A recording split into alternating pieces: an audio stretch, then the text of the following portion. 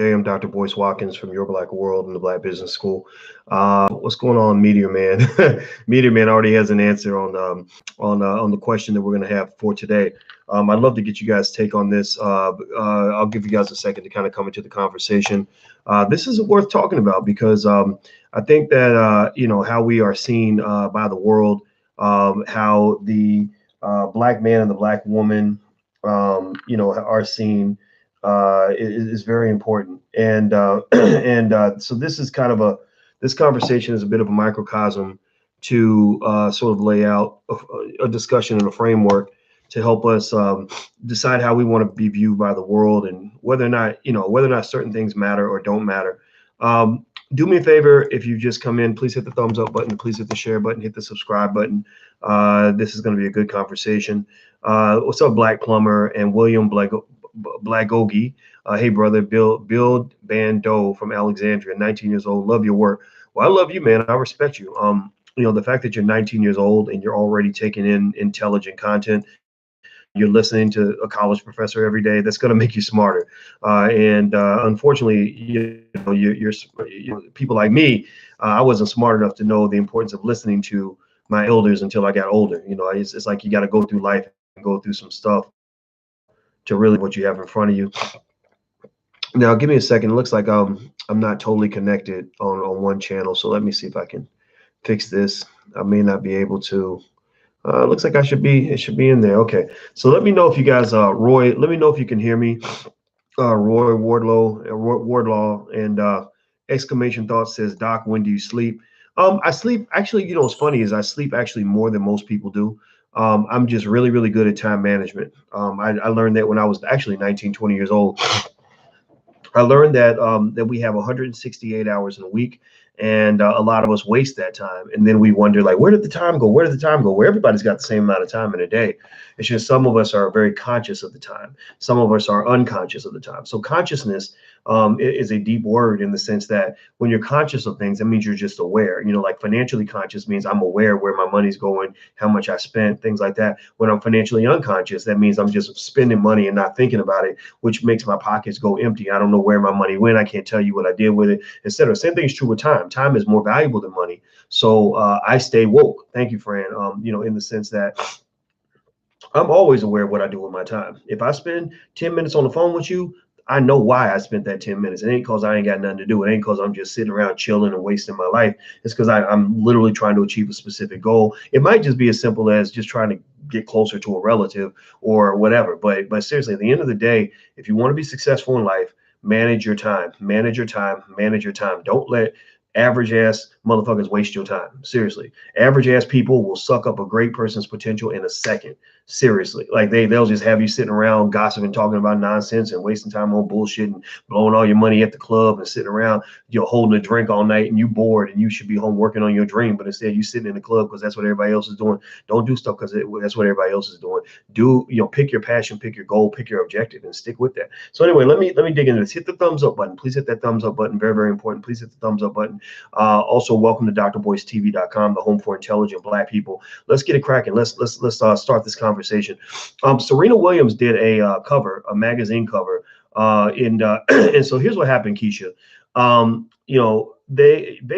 She was on the cover of Bazaar Magazine, and I saw the cover, and I was like, oh.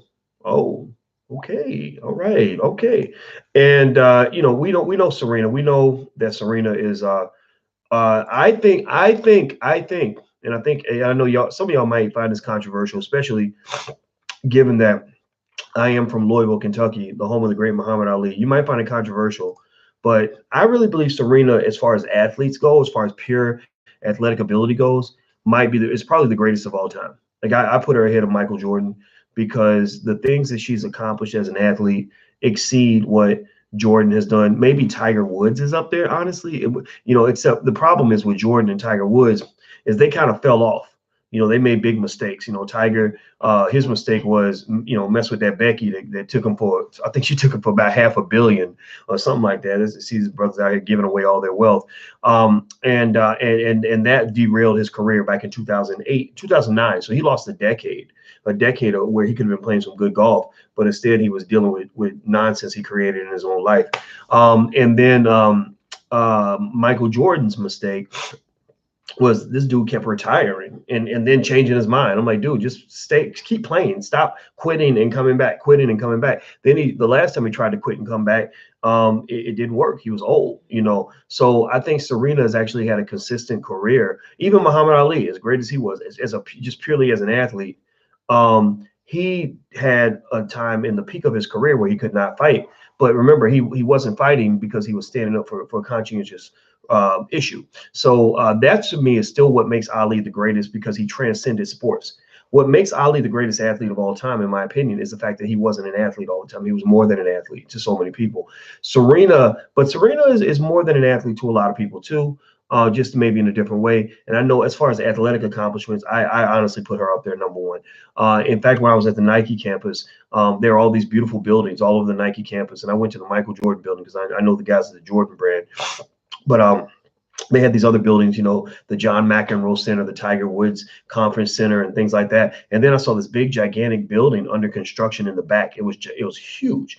And I said, what is that big building? It was bigger than every other building on the campus. And they said, oh, that's going to be the Serena Williams building. So Serena in the Nike campus is going to have the biggest building on the campus.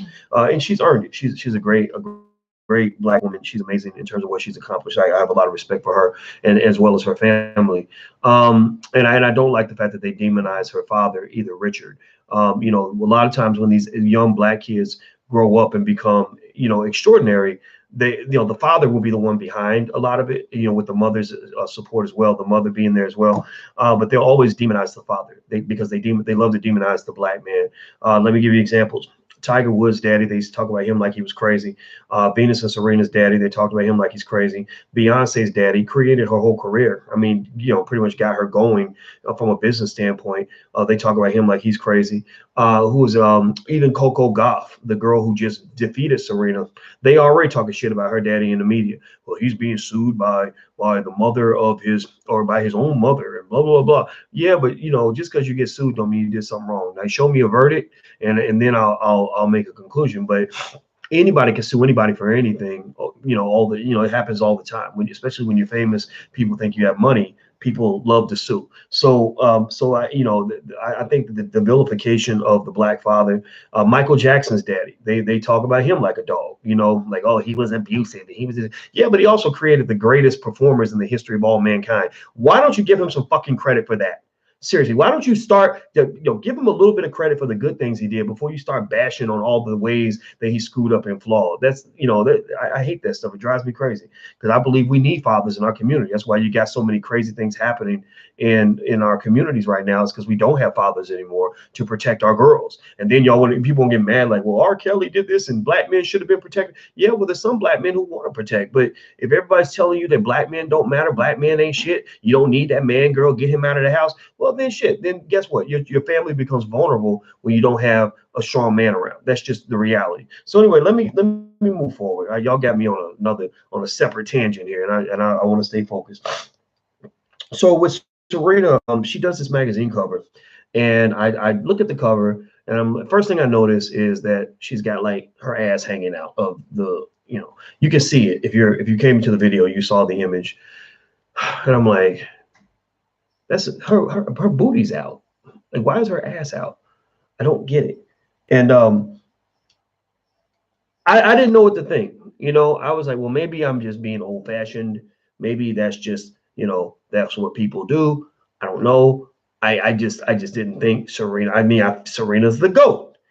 Serena's won Wimbledon and the U.S. Open 85,000 times. She's been playing tennis since forever. She's old enough. She just became a mom, but she's technically almost old enough to be a grandmother. If she was in Chicago, she lived in Chicago, she'd be old enough to be a grandma, because in Chicago, we having kids 14, 15 years old, and let me see, how old is Serena? Is Serena 40 yet? Let me see. Serena's 37. Okay, so she's not quite grandmother age. Well, actually, scratch that. She is. Actually, My mother became a grandmother. Um, let me see. How old was my mother was 36 when she became a grandmother, which don't judge me. Don't judge me, y'all. I discovered sex when I was 17 and I liked it and things happened, right? My grandmother became a grandmother when she was about 35. Is that right? Sorry, she was still 34 when I was actually born. So Serena is old enough to be a grandmother. I don't know anybody else got young parents and grandparents in your family. If you do, raise your hands. Just let me know. Let me know I'm not the only weirdo here. So Serena's older, technically old enough to be a grandmother, right? And and when I saw the cover, I froze. When I'm not sure how I feel about something, I try to I talk to the community about it to see if that sparks some thoughts, and perspectives on it, because I don't want to be overly judgmental about it. So I did a poll, right? I'm a scientist. That's what we do. So first thing I did was I asked people on my Instagram what they thought about the cover, and instantly what I noticed is that amongst Black people, the reaction is pretty divided. It's pretty much split down the middle. There's a lot, it's a heavy conversation topic, but the perspectives went all the way across the board. Tierra KJ Williams, aka Miss Black Hollywood, says that I think she's going through a post-mommy sexy thing. And she doesn't say exactly why or give like a clear point of view, but she does say that maybe she's going through something where she needs to feel sexy. And I thought about that because yesterday I'm walking through the train station here in London. London's where I'm at right now. I'm in London. I'll be home in a couple of days. And me and my girl are walking through the train station and we see Ashanti, right? Beautiful Ashanti. And she's wearing all green, which she looks good in the green, but it's a dress, and the dress is like open where you can see her panties, right? And it looked to what we were just both like, damn, okay. And it just honestly, the picture looked a little thirsty. It looked thirsty. It looked like Ashanti was, kind of going through a process where she's feeling like I got to do what I got to do in order to be relevant and to get attention again. Now, I don't know how old Ashanti is. She's been singing for about 85 years. And let me see. How old is Ashanti? She's 38 years old. So she's about Serena's age. So maybe there's something about that. I have read books about, female biology where women between like 36 and 40 kind of get really hungry. Like actually women between, just to give you a little science here. This is stuff I've actually read. I'm not making this up. Women between about 29 and 33 have super high sex drives. Like it matches that of like an 18-year-old boy. And the scientists say that a lot of that's driven by, by the fact that the clock is ticking. In case you guys forgot, sex isn't just for orgasm. Sex is actually for reproduction. So when a woman's body starts to, the clock starts to tick, it starts to say, okay, come on, we got to get pregnant. Let's get pregnant. Let's get pregnant. And you start noticing people with babies, and your friends are getting married and having babies. And then in this society, you're told to question your self-worth because you don't have a man and you haven't had kids yet, which I don't agree with that at all. I think a woman should be able to do whatever she wants to do. And so your subconscious is looking at every eligible man and being like, oh, we can have a baby with him. We can have a baby with him. We can have a baby with him. That's what psychologists, they refer to that as the id, the ego, and the superego. The superego is the part of your brain that tells you what to do based on what you're supposed to do, based on morals and values and laws and stuff like that. The id is the part that's like the child. The id is the part that's like, if it sees candy, it wants to eat it. If it sees somebody sexy, it wants to fuck it. If it sees, somebody that makes you mad, you want to fight them, right? So the id can't control everything, because if everybody was controlled by their id, then you would have a bunch of thieves and rapists and murderers run around up in his mug, right? So the id and thieving, rapists, murdering hoes. That's what everybody would be. If everybody was controlled by their id, you would see a whole lot more sex, a whole lot more killing, and a whole lot more of all kinds of stuff, a whole lot more fat people. Anyway, so what they also say about women between like say 36 and 40 is that sometimes society, if they get too caught up in that whole like, self-worth thing, whether or not you have kids or not, they can get honestly, the best word I can think of is desperate, in the sense of lowering the standard. Like that's when, you know, the young girl who had the list when she was in her 20s, you know, she had this list of 30 things she needed from a man before she would settle down. And then the list drops to 20, then it drops to 15, then to 10, then to like 2 things. You know what I mean? And so I think that it's not a coincidence. Let me just say this, and this is me saying this. I'm taking a chance here by even jumping into this area, but I think that's the point where it's not a coincidence where that Serena and Ashanti are both in their late 30s. That's my point. I don't, you know, think it's a coincidence that both of them, within a 48-hour period, not even 48 hours, 24-hour period, I saw each of them doing something that I thought was pretty thirsty. And it's almost like I want to show these young girls that I still got it, you know, or I can compete, you know. And what I saw in the picture also, first thought that does anybody tell me, let me see if you guys can guess. I compared in my mind that picture of Serena compared to another very famous picture on a magazine by a woman who wasn't black. It was a real raunchy picture, and they said it broke the internet. Somebody tell me if you can guess what the you know, what the picture was. Hit the thumbs up button, by the way. If you haven't hit the thumbs up button, please do that. Tell me if you can guess what picture or who I compared that picture to when I saw it. Demi Moore. Okay, Kardashian. There you go. Kim Kardashian, Paper Magazine. Yep. Yep. Because remember, Kim Kardashian did the same thing in a way where she was pretty much naked. You know, she had her ass out. And that's kind of the Kardashian way. Like we know how the Kardashians got famous, right? Without that first sex tape, there would be no Kardashian empire. So I think a lot of people, you know, felt that that was the way to success. And also that success is falsely validated by how much money they have. And, you know, and I think also it's a little unfortunate when you see a black person falling into that shit. You know, when you see black people, like I like to believe black people are special people. I like to believe that, you know, we have the capacity to be unique in our perspective and our point of view and how we approach things. And, you know, and when I saw this picture, I felt like, okay, I feel like she's copying off of Kim Kardashian. I really did. I said, gosh, you know, I don't think, I mean, Serena, you know, she's already very accomplished. People already feel that she's attractive. I don't really know why she has to take the picture with one butt cheek out. I mean, it wasn't even like a sexy picture. Like I'll give you an example. Angela Bassett, as beautiful as she is, even when she was young, I don't think Angela Bassett would take a picture with just one butt cheek out. Like I don't know, like that. You know, you see what I mean? Like that doesn't. You know, like I think that people would say, "Gosh, Angela, like you don't really have to do that." And so when I took a poll, actually, because you guys know I like to really know, like get data. So I asked people on my YouTube channel. I said, "What do you think about Serena Williams' latest magazine cover?" The three options were, "I love it," or you know, the second was, "It's okay, nothing special." The third is, "She's doing too much." The I love it, there were 44%. 44% of the respondents said that they love it. So you know, a good chunk of you said that you liked it. The rest, or 25%, said that they weren't impressed, that it's just, you know, whatever, ho hum, who cares. About a third, 31%, a little bit less than a third, feel that it's over the top. They feel it's too much. What do you guys think? Do you like it? Do you not like it? Realism says I love it. Wolf Babe says no. Okay, I don't know what no means exactly, but let me see here. Okay, I'll give you guys a chance to respond to that actually. And let me see. Somebody asked, how old is Kim Kardashian? Let me see here.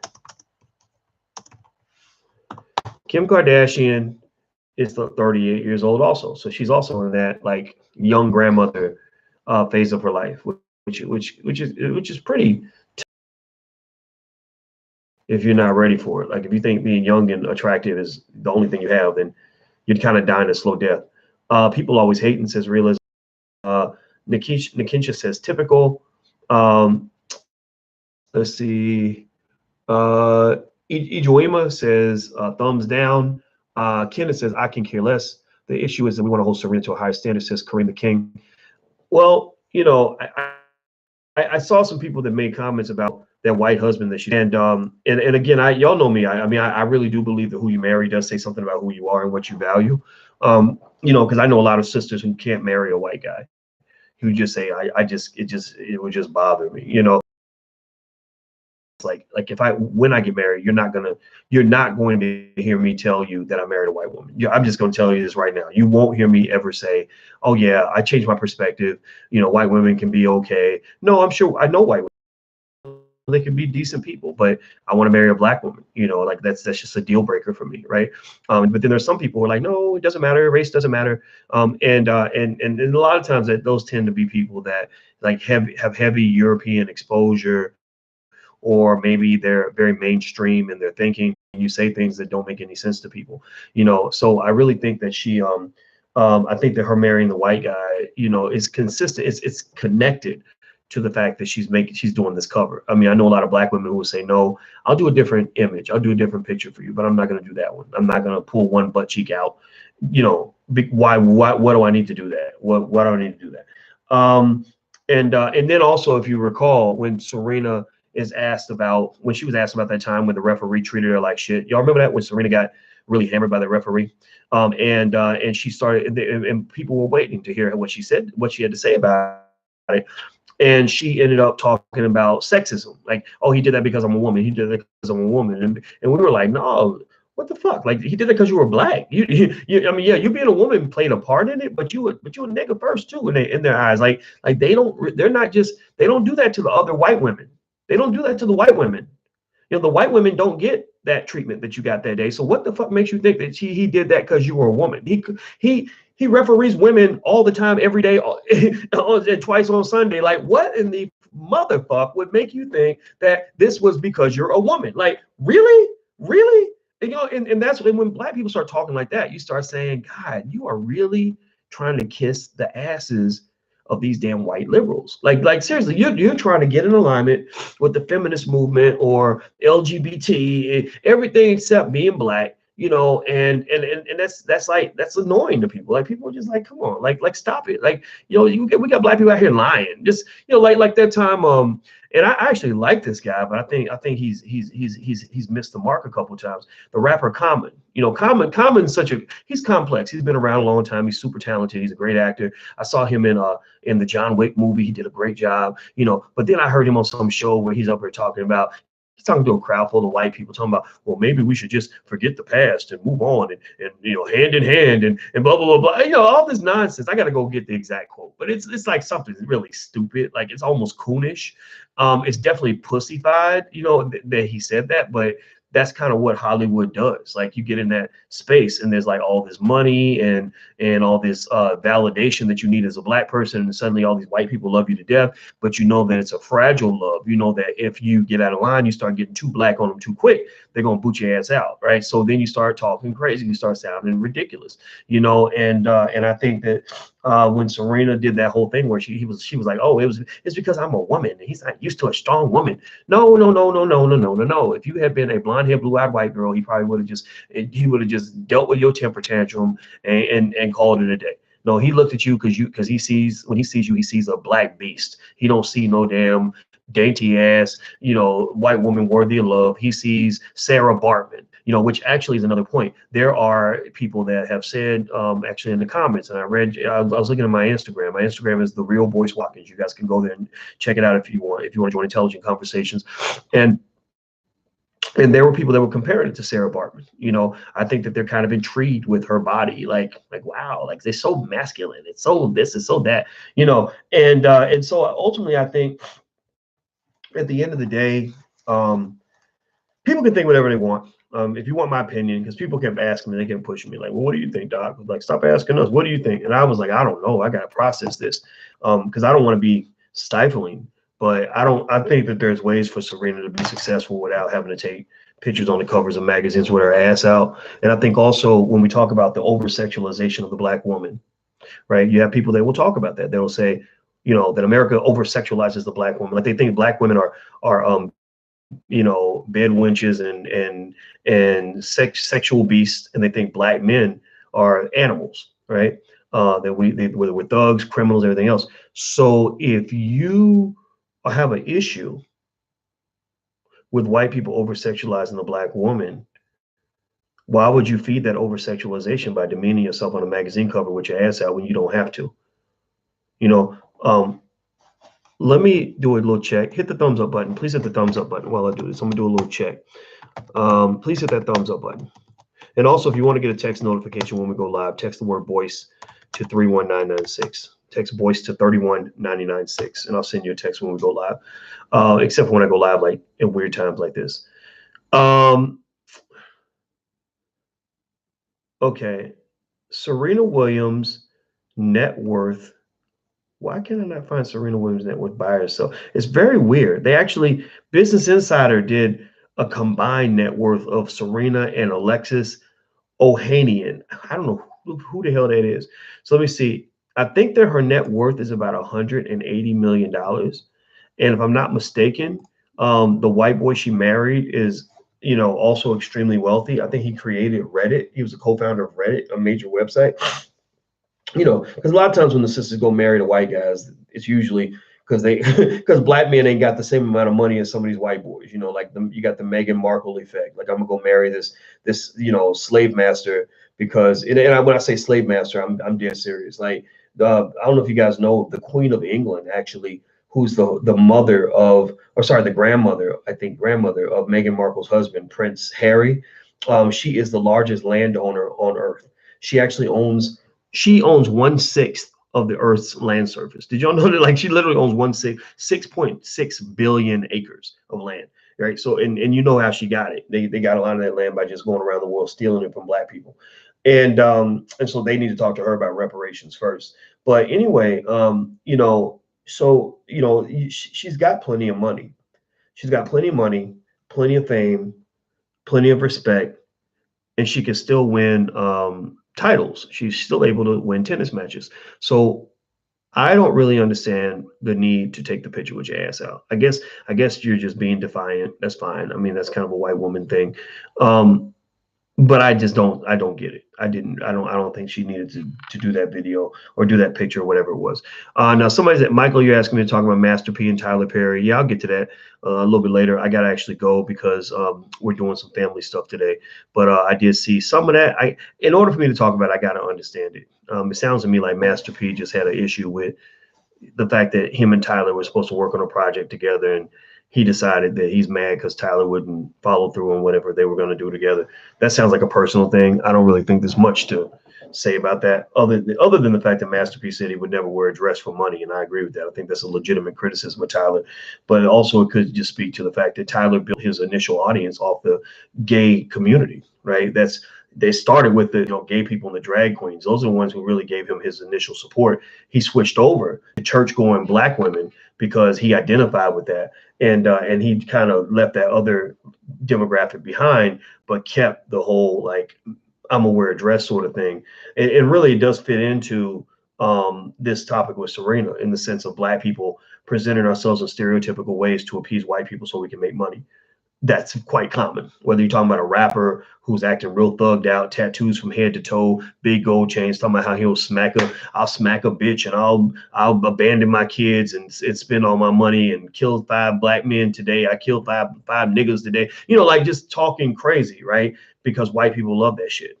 If white people pay attention, if you want to understand how something works or how a person thinks or why a person does what they do, just look at who's paying their bills. Just figure that out, right? A lot of your black celebrities get their bills paid by white folks, right? If white people abandon them and stop supporting them, they would have nothing. If Common stopped getting support from white people, Common would have nothing. If Serena Williams stopped getting support from white people, Serena would have nothing. If Tyler Perry stopped getting, now black women could actually support Tyler Perry pretty well. But seriously, I mean, but his deal with Lionsgate and his access to hundreds of millions of dollars, that's driven by white Hollywood. And white gay Jewish Hollywood has a very different culture from conservative black people, right? Black people tend to be more on the conservative side. Hollywood tends to be more on the super liberal, super leftist side. They're like, oh, try this drug. That's why you hear about black people going to Hollywood, losing their damn mind, getting hooked on crazy ass shit, that they never would have got hooked on before, just getting into weird situations, coming back with crazy stories. Like Richard Pryor, was talking about how he lived with a man and had sex with a man for 2 weeks and didn't like it, and then switched back to women. Like, brothers don't talk like that. Most brothers don't do that unless you're legit gay. If you're legit gay, then yeah. But if you're not, brothers just don't do that, right? But when they go off to Hollywood, you get exposed to this whole different culture, which has a basis, it has a Europeanish kind of basis, and things just kind of start getting weird at that point. So I personally think, black people don't, a lot of reason we get caught up in all of that is because we don't know who we are. I think we don't know who we are, so we try to become what we need to be in order to fit in. Like I knew somebody whose parents, her parents abandoned her when she was a child, and so she had nowhere to live. And one of the skills that she picked up, because just out of survival, is she learned how to fit in with whatever household she was in at the moment. So if you needed somebody to wash the dishes, she was the first one to go wash the dishes. If you need somebody that's gonna make you laugh, she always knew the best jokes. If you needed somebody that was gonna go, clean the garage, she cleaned the garage. When what you need, yes ma'am, yes sir, she was giving you yes ma'am, yes sir, because she said and did whatever she had to do in order to fit in, because she did not have a home, right? Well, black people, we do whatever we need to do to fit in because we do not have a home. We do not have an economic or a spiritual home. We do not have a psychological home. We don't have a place where we say, oh, I can go back to my community and get a great job, so I don't really need y'all. We got enough businesses in our community where I can go pay my bills without your help. So I don't really need you. So I'm going to go ahead and go. I'm not going to change who I am. No, we don't do that. We tap dance and sing. We tap dance, buck dance, bed winch, whatever we got to do to fit in to whatever environment we're in, because we don't have a place that loves us. We don't have a place where we feel accepted. So black people have to build a home in order for us to really find out who we are. That's really, really important. And I think part of a big chunk of our home is in Africa. So I encourage you guys to start looking back to the African continent as your original home. That's really where you belong. That's what you're connected to. That's where you're supposed to be. So every black person, I believe, should not just teach their kids how to start a business by the age of 12, but they should also take a trip to Africa. Everybody should do a pilgrimage to some country in Africa, just so you can know what it's like to be around a whole bunch of people who love you, because you're black, not despite the fact that you're black. All right. So anyway, I'm about to go. Hit the thumbs up button, please. Also, I'll be in Chicago July 28th. If you want to come to our investment seminar, the hotel rooms are booking up, so you may want to go and get your room soon. 15th is the last date to get the discounted price if you're flying in from another city. So you can go to drboycechicago.com. That's drboycechicago.com. Second of all, the masterclass, my investment masterclass, starts on July 16th. So you can go to drboycemasterclass.com if you'd like to join that, drboycemasterclass.com. Use the code word Powernomics. You can actually get half off because you're part of this podcast. So just use the code word Powernomics when you sign up at drboycemasterclass.com. Third, I want to remind you guys that in a couple of days, we're going to do a really big half off discount on our financial workbook bundles for children. So if you want to educate your kids on finances and wealth, we create a lot of tools specifically for black people that will help you teach your child about wealth and things like that. It took us years to put these tools together with black experts, and they're very, very good. People love them. If you use them already, say something in the comments, let people know how great it is. I will let you guys know on the day that we launch that discount. Last but not least, we always talk about black love and black relationships and all that. Well, you guys know we have a film division, Boyce Watkins Films. Our latest film is called The Black Love Blueprint. And it's all about how we can manage our relationships and stay together as families so we can build the empires that we deserve, build the community that we deserve. So if you're interested in taking a look at that, go to theblackloveblueprint.com. That's theblackloveblueprint.com. All right, guys. So I'm out of here. Have a good day, and I will see you soon. Take care. Peace.